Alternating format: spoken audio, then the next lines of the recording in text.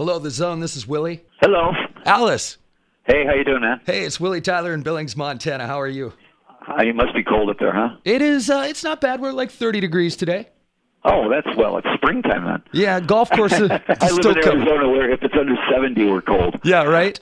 Where are you at right now? We're in New York City doing all this press today with Motley, and we're finishing up 34 shows in the States and in Canada, and then some shows in Australia. Right. We saw you guys on Fox and Friends, and I'm sure this week is just insane doing interviews everywhere. Yeah. So. This morning it's like 40 interviews this morning. Well, I certainly. But, I mean, it's their final tour, and they asked us to come on and kind of send them off in grand style, and so that's being old friends. They said, "Well, let's do that." Well, and we certainly appreciate you taking the time this morning, and we're definitely looking forward to it. I've seen you. I've actually met you a handful of times here in Billings, and you're always Sure. the nicest guy that. Thank we ever you very much. come Thank you. across. Yeah, So. well, I mean, I always found that it's a lot harder to be a jerk than it is to be a nice guy.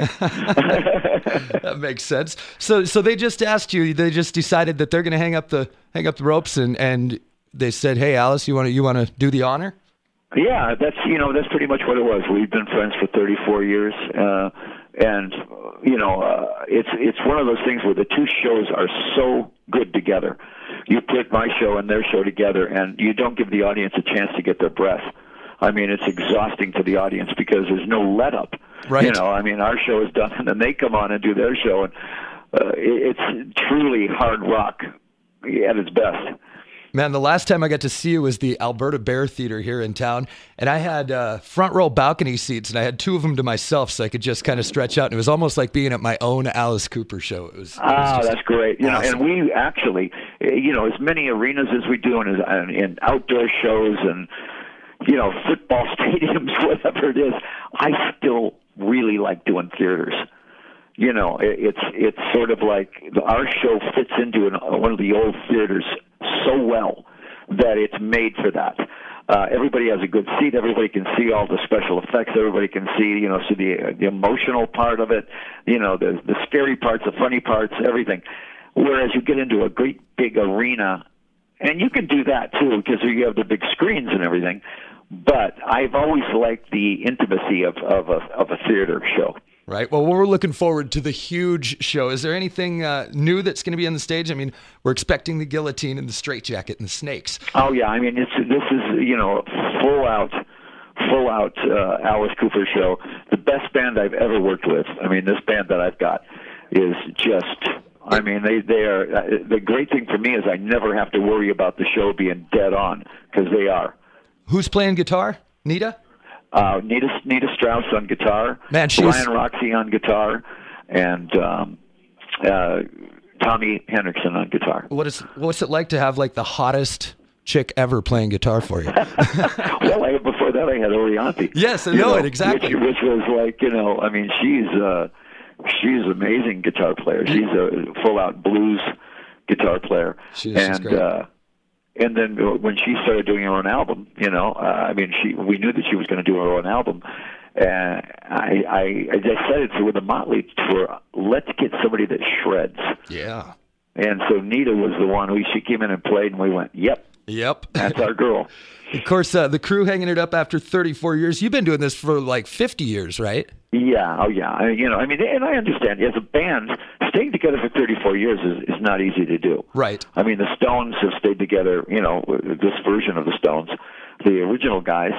I mean, that's amazing that the Stones are out there 72 years old and still killing it. Right. So, for me, I've never felt better in my life. I'm 67, and I've never felt better in my life. So, so it's great. No plans to hang up the noose anytime soon, then? Oh, not at all. I mean, we're booked into next century. That's good. I know that you have been working, or maybe it's already done on the cover album.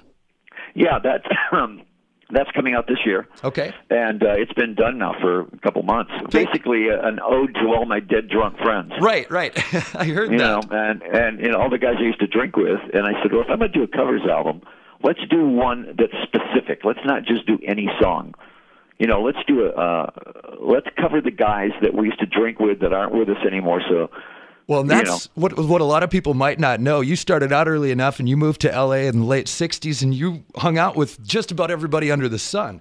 Oh yeah, I mean Jim Morrison and I, we opened for the Doors, So Jim Morrison and I used to drink a lot, and Jimi Hendrix, of course, and Janis Joplin, and Keith Moon, and John Lennon, and I mean all the guys in L.A. We used to meet at the Rainbow every night, and it was sort of last man standing, Alice, you're the only one left. Yeah, well, myself, Bernie Taupin, okay, and Mickey Dolenz are the last three Hollywood Vampires. Yeah. Hollywood Vampires. Is that going to be the name of the album when it comes out? Well, that's the name of the band. We called it that, because that's who we were. They just kind of, lovingly referred to us as the Hollywood Vampires because we never saw daytime. Right. So. Are we going to hear any of those covers on tour? Actually, yes. Awesome. Yes.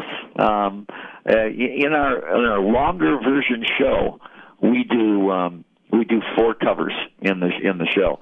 A Doors cover, Keith Moon, tribute to Keith Moon, John Lennon, and Jimi Hendrix. So, in the show that we're doing with Motley, it's more of we cut that part out of it because we wanted to get all of our hits in. So I mean, it's so fast paced that the audience is going to get, believe me, they're going to get their fill. Man, I'm really, really looking forward to that. Everybody kind of almost knows you now as much as a golfer as Alice Cooper, because you're definitely a golf fanatic. Yeah, it's so funny because the two never meet. Alice Cooper and golf never really meet. I play golf in the morning. I play tournaments. I play everything. And it's Alice Cooper, but it's not the Alice Cooper you see on stage. I always tell people that character on stage, I don't even hang out with.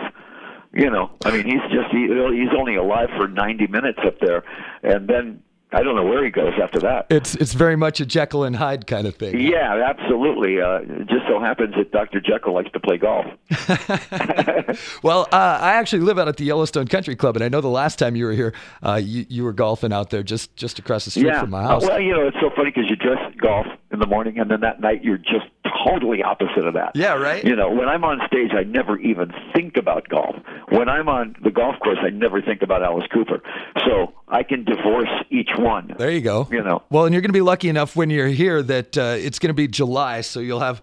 Oh yeah. Montana only has a couple months of good golf. Well, we'll be out. I guarantee you, we'll be out in the morning, and then that night I'll be in full Alice regalia.